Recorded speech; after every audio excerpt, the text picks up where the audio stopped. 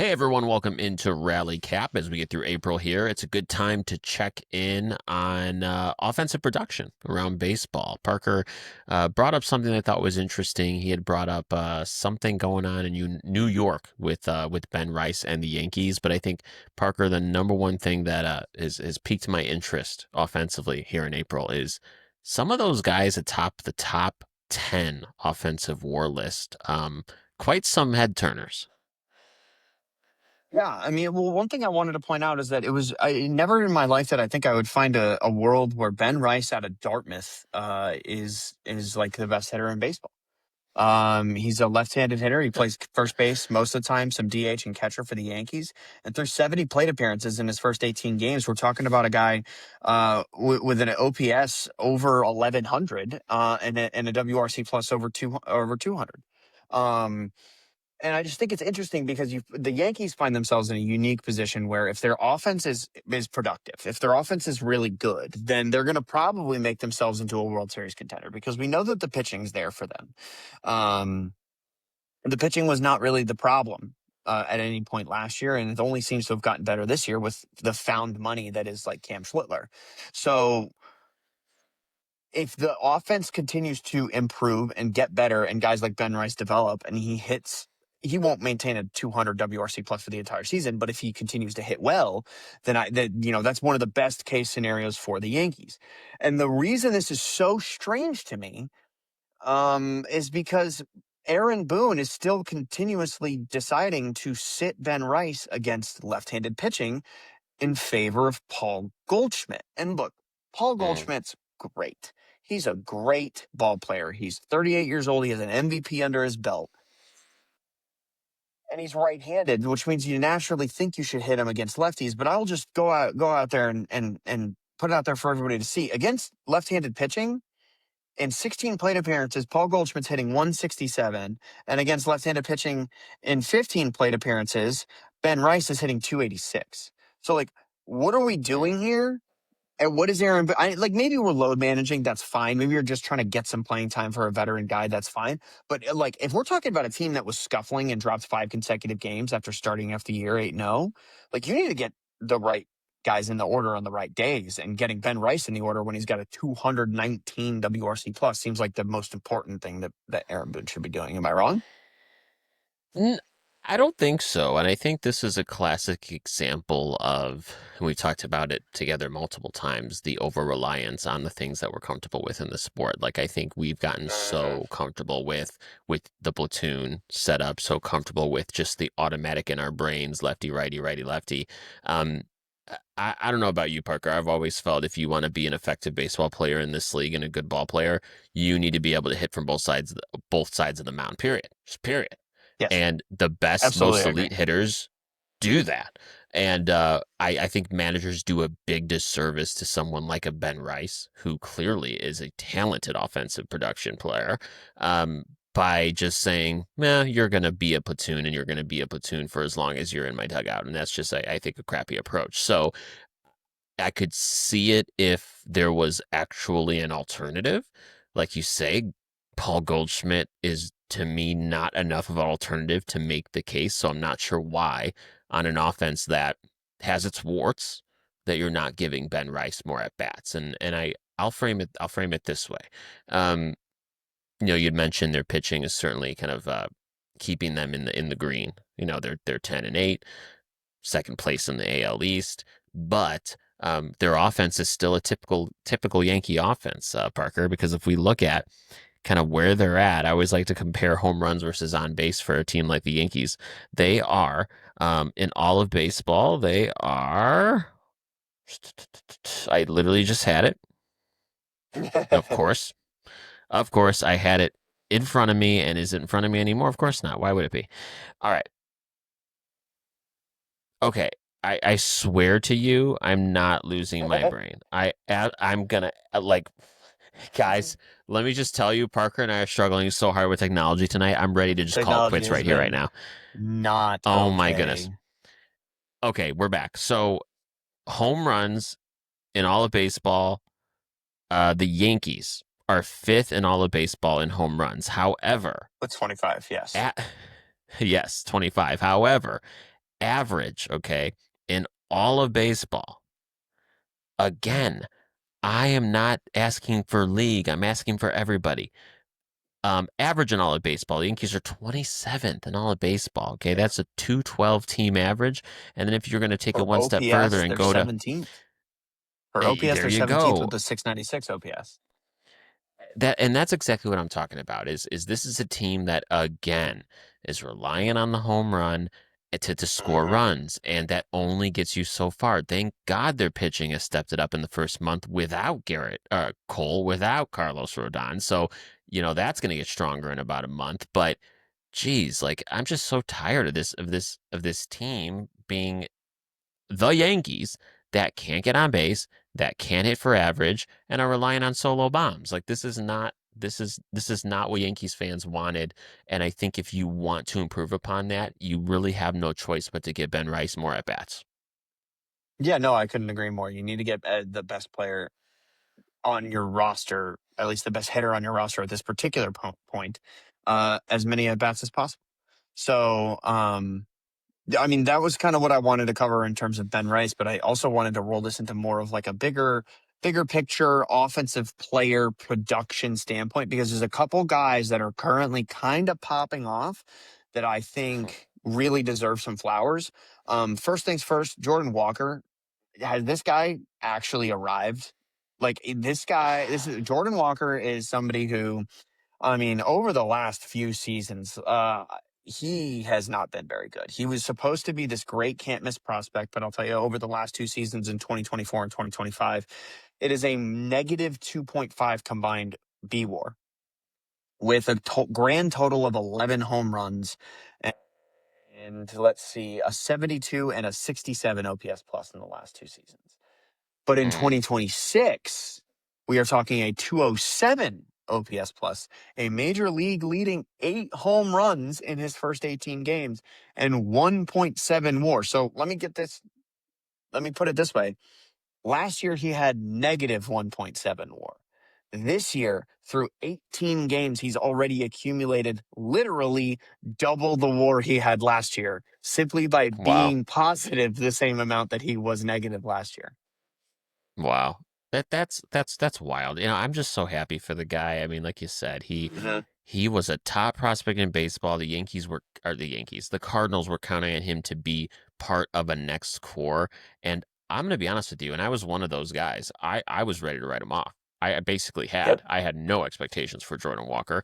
And to see him just explode onto the scene like this, I really hope it's not lightning in a bottle for him, for the Cardinals, for that fan base, because if they have someone like Jordan Walker surrounded by, oh, I don't know, JJ Weatherholtz, Mason Wynn. Like that is looking like just a great bat to ball core. And that's what I love about what Jordan Walker is doing. He's not just smashing home runs. He is actually bat to ball, getting on base, slugging, you name it. I mean, that is those numbers, Parker. If he even regresses to the mean, that's all-star to MVP level for Jordan Walker. We weren't even talking about him last year. Yeah, and well, see, that's the conversation that surrounded him when he first came up like 3 years ago. It's like this is a guy who could he Yeah. look. It was right around the same time that Ellie De La Cruz came up, and it was like, wow, look at this new crop of really big, athletic guys hitting Major League Baseball all at the same time. And then Ellie took off, and we all kind of forgot about Jordan Walker, and Jordan Walker has been miserable to watch over the last couple years. So for him to be having like a true breakout season, or at least what it seems like, is super awesome. Another guy I wanted to touch on just because I want to relish this moment while it lasts because you know more than anybody, we don't know how long this is going to last, but Michael Nelson Trout of the Los Angeles Angels of Anaheim, California, Los Angeles. Mm, Holy cow, man. 1.4 WAR in his first 69 at bats, his 17 hits, 7 home runs. It's 246 batting average, but it's a 188 OPS plus with over 1,000 OPS. yeah. He's back to playing center field. He is back to banging the ball around. Like I said, we don't know. We don't know if this is going to be sustainable throughout the course of a season, but he did play 130 games last year. If Mike Trout can go back to being the guy that he was, even a shadow of the guy that he was, we're going to have a lot more fun watching baseball. And personally, I know that my life is better when I get to laugh at Stephen A. Smith attempting to make takes about baseball players when he says things like Michael Trout needs to demand a trade so he can get onto a contender, as if that was something that could ever happen at the age 34 and his injury history and the amount of money he's owed. I just think it's really funny. And yeah, let's just ignore Stephen A. Smith like he ever is deeply into baseball. Just stop talking. But Ever. the Mike Trout thing, man, ever, right? Ever, man. Just like the baseball world is at ease when Mike Trout's doing Mike Trout things. Eh, I don't even know what to say. Honestly, I'm kind of at a loss for words because to see him do this season, he deserves it. He's needed it. Like, talk about a guy that has had to overcome a lot mentally. I mean, let's remember here. We talk about Shohei Ohtani like we talked about Mike Trout. Okay. And Hmm. he was on one side of the ball. Like, we talked about Mike Trout when he entered the league as the next Babe Ruth, and he didn't even pitch. Okay. This is how Yeah. that expectation was so high for him, and for him to really fall off and to have that injury bug for multiple seasons now. Like, you and I have talked about a lot together. What is Mike Trout's legacy? Not even tied to the injuries and the performance, but certainly being on the Angels, whether you like to admit it or not, is part of that. Never playing, in a World Series in a postseason. Um, but wow, if he could just sustain this even for a couple seasons, it fundamentally changes everything we remember about Mike Trout, which would be just really fun to watch. Yeah, absolutely. Um, I love watching him play baseball. I think his swing is maybe the prettiest Yes. swing in baseball history. It's absolutely gorgeous. He plays the game with an intensity and a clear passion for it that's just awesome. And it's not like when a lot of times when you hear guys play with intensity and passion, you think of like a Javi Baez or an Ellie De La Cruz or something like that. You think of very like loud and like big personality, a Ronald Acuna Jr. Guys like Mike Trout, guys like Shohei Ohtani that play this game with this calm confidence, like, to Mm, me, maybe that's old school. Maybe that's because I'm getting older. Maybe it's because it's a guy that I want my son watching play ball as he gets older and I get to start coaching him. But Mike Trout brings something to the game that doesn't really exist that often anymore in that quiet, no. really good confidence in himself on a baseball diamond. Um, One more thing. I know I do this a lot where I just kind of repeat shit that Jay Hay said on his podcast, but Justin Havens made an amazing point when he was talking about the Stephen A. Smith comments about Mike Trout, about how, and I don't know if I ever thought about it this way, but it makes perfect sense. If you go to Mike Trout's baseball reference page, you can see that 2019 was the last Mike Trout season, like the one where it's like, oh my God, this guy could win an MVP. Maybe 2021, but the problem with 2021, it's only 36 games played, but he was still producing offensively at that level in 2021. He just got hurt. So 2019 is the last true Mike Trout, 7.9 WAR season. What Hmm. happened in the offseason between 2019 and 2020? First of all, COVID. Second of all, who did the Angels sign? Anthony Rendon signed to the Angels in the offseason between 2019 and 2020. And who else was on the team? Shohei Ohtani. So going into 2020, Mike Trout had Shohei Ohtani, a freshly signed NL MVP Anthony Rendon. Like this team was ready to go. And then COVID happens. And then he's on Mike Trout pace and gets hurt after 36 games in 2021. And then all of a sudden, 5 years later, we've seen exactly what happened to Mike Trout. The number of games played goes to 119, 82, 29, and then 130 games last year, also battling some nagging injuries. And so, yes, we're 5 years into the Mike Trout's always injured saga, but in 2020, the guy still played 53 of the 60 games. Yeah. Like Yeah. when we, that was the last time he could have like demanded a trade. And baseball players don't really do that. But that was the last time he had the leverage to be like, get me off this team. And why would you? We have Mike Trout, Shohei Ohtani, and Anthony Rendon. We're poised to go on a run if we ever were. It's now. And it starts to make a lot Yeah. more sense why he's in the situation that he's Yeah. I mean, hey, Anthony Rendon, best contract in baseball history, in. without a doubt. Genuinely, is it the worst? Like, real conversation. Is it the worst contract in I baseball mean, history? while we're talking about it, honestly, I would put him, and I hate to do this to my guy, I love him to death, Chris Bryant. Probably him and Chris Bryant, right? Chris Bryant, Chris Davis. Chris Davis. That's right. Chris Steven Davis's Strasburg. contract. He won a Ooh, World that's a Series. tough one. Okay, fair, fair. So he moves below the three of those guys. Fair. Um, He did not single handedly win the World Series, but he was one of the major reasons they did.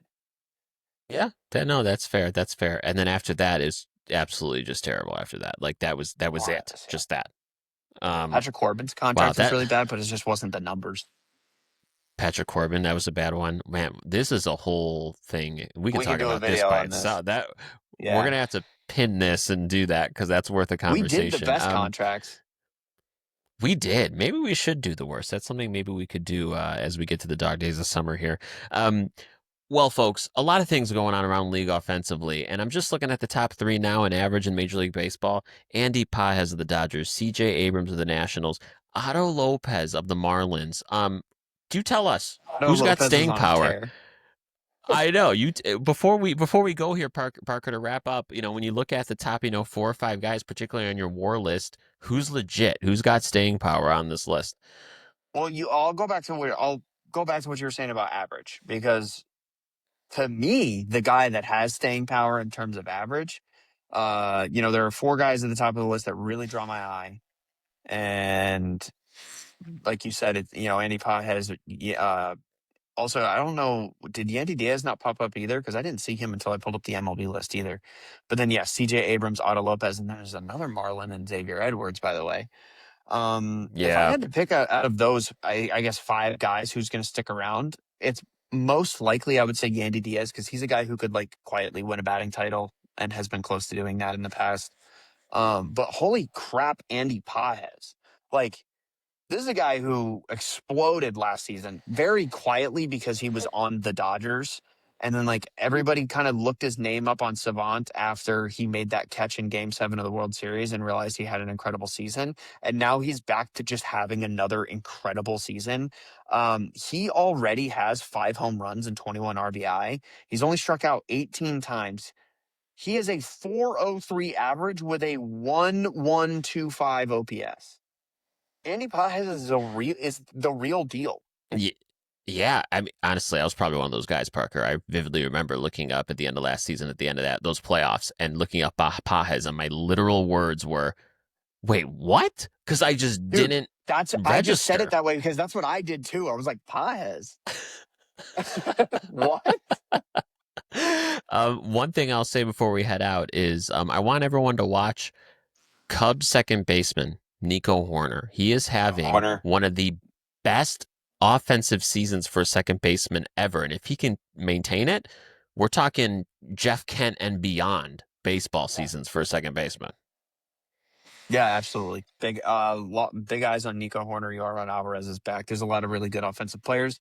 And none of them, like almost none of them, are guys that I'm like, wow, that's who I expected to be there. Like in the entire top 10 in batting average, I think I expected only Jordan Alvarez out of the 10 guys that are on this list. Yeah, that's fair. So, That's fair.